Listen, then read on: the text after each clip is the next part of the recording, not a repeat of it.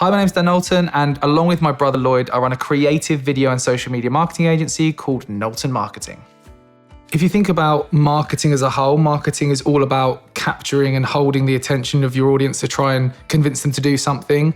And right now, social is where people's attention is at. So it's a hugely powerful platform to reach and engage your audience. Let's talk about how you can start creating social content.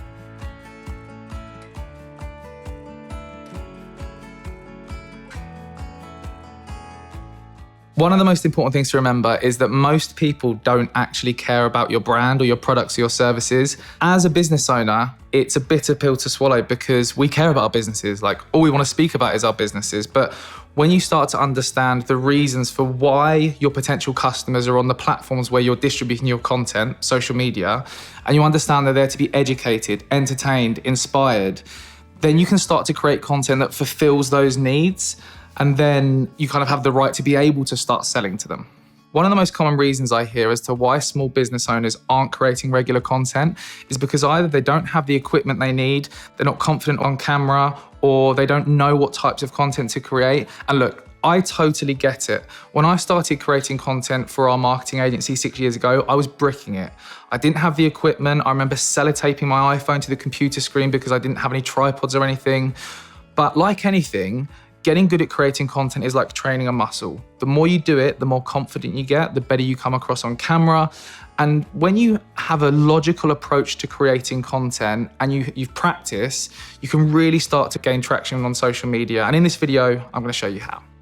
So before you start creating content, the first thing you need to do is set out your objective. What are you trying to achieve from creating this content? Are you a newly established startup looking to build brand awareness? Or maybe you're a more established business looking to drive revenue from the content you're making?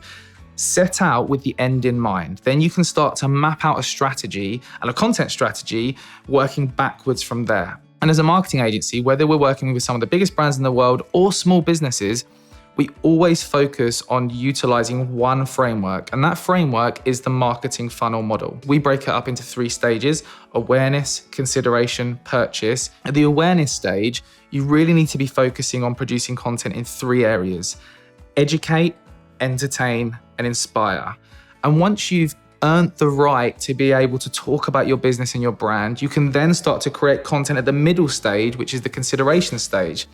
This is ultimately building trust. What do your potential customers need to see or hear to trust that you deliver on your promises? Of a company that does this really well, if you think of like an Amazon product page, you have everything you need to know that that product will deliver on its promises. You need to be thinking like Amazon. And once you've done that, the final stage is creating purchase-based content. So this is where you've built awareness, you've built trust. Now it's a case of saying to your customer, right, this is how you can become a customer. So if you're wondering how much awareness content, how much consideration, how much purchase content should I be producing? We like to break it up into a 60-30-10 model. 60% awareness, 30% consideration, 10% purchase. And one of the biggest mistakes I see small businesses making is that they flip that model on its head. Most of their content is based around the purchase stage, selling. But really, you need to understand that, people need time to build trust. People need time to trust that you can deliver on your promises. So remember, 60-30-10. When it comes to developing content ideas, the first place you want to start is who. Who are you trying to convince to do something with your content? Once you truly understand who it is you're creating this content for, then you can start to create content that is culturally relevant, that's relatable, that resonates with that audience. There's 2 really powerful and simple ways that you can really understand your target market. 1, literally speak to your current customers. It sounds ridiculously simple, but it's so effective. And 2, focus groups. Getting a group of your potential customers in a room to ask them questions to truly understand them. And the types of information you really want to find out are things like, what are they currently talking about with their mates in their WhatsApp groups? When they're picking the kids up from school, what are they talking about with the other dads, the other mums? Once you start to understand the things they care about right now, you can start to produce content that taps into those culturally relevant pop culture topics. A really good tool you can use to find out more about your potential customers is Twitter Advanced Search. And you can start to look at things like hashtags of the TV shows they're watching, look at top tweets to see the popular opinions around those topics. It's a surefire way of creating content that relates to people that they agree with or disagree with, because you've already done the research to know the opinions of the people you're trying to grab the attention of. So do the research to truly understand your customers so you can start to create content that they'll actually care about. So now you know the different stages of the customer journey that you're creating content for. You know who you're creating content for.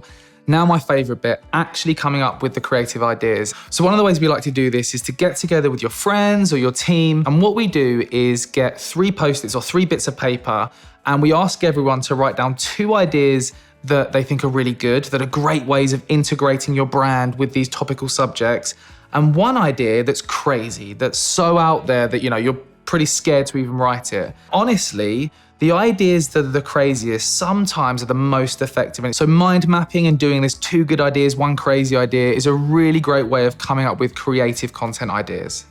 So there's a really effective 4-part framework we use to structuring our content. And it starts, number 1, with the hook. What are you doing to grab the audience's attention and hook them in to get them to want to watch the rest of the video? We've done things like blowing up sheds in the first few seconds or setting off confetti cannons. Number 2, the problem. An example of a problem is, we've worked with a personal care brand, and one of the problems they solve is battery life. People aren't happy with the battery life of their electronic product, which leads on to number 3, how do you creatively show the solution? We've done things like having time lapses showing that battery lasts for a certain amount of time. And finally, call to action. An example of a call to action is as simple as this: go and do this thing. So in addition, always consider some general best practices when it comes to creating content. Introduce your brand early on. We know that people's attention spans are small, so it's really important to get your brand in there early on. Secondly, keep your piece of content as short and snappy as it needs to be. There's no one size fits all for what's the ultimate length of a piece of content, but as long as you're getting your points across and it's still engaging, then keep it at that length. There's definitely benefits to getting high production content made, but there's still a place for producing content with your smartphone. And there's a whole range of cool tools and apps you can use to help you do that. One of them that I've been using for years, and I still do now, is InShot. InShot is a really simple video editing app that is for people who aren't video editors like me. Another one is a really cool tool called CutStory. CutStory is a simple app that chops up your video into a certain amount of sections within seconds. If you use platforms like Insta Stories, LinkedIn Stories, Facebook Stories, with this tool, within seconds you can upload it and it provides you as an output chopped up 20-second segments that you can then upload to these platforms. And finally, social platforms themselves. There's tons of great tools within Insta Reels, TikTok. There's AR filters, you can do green screens. There's a whole range of cool stuff you can do within these free social apps. So there are loads of cool apps and tools out there that can help you easily make content for free. Go out there and start using them. One of the most common questions I get asked is, how can you generate more engagement on your content? And my answer is always the same. The most effective way to start getting engagement on your own content is to go out there and proactively engage with other people's content. It's like the whole I'll scratch your back, you scratch mine. So if you start adding meaningful comments to other people's content, then they feel like they need to be commenting on your content as well. And it's a really great way to start generating engagement. Also, just making sure your content's actually creative. If you want to generate engagement and your content looks like all of your other competitors, you're doing it wrong. Follow the creative steps we've outlined in this video. Start producing ideas that tap into exciting, culturally relevant topics. Start those conversations and keep the conversation going. So the hardest part about creating content is getting started. So the action I want you to take after watching this video is schedule time in your calendar to start implementing the things we've spoken about. Start coming up with creative ideas using the mind mapping process I spoke about. Look at the different content you can create at the awareness, consideration, and purchase stage of the marketing funnel. Look at the content framework we spoke about with the hook, the problem, the solution, the call to action. Use some of the apps and tools we've spoken about to create the content and schedule it in your calendar now.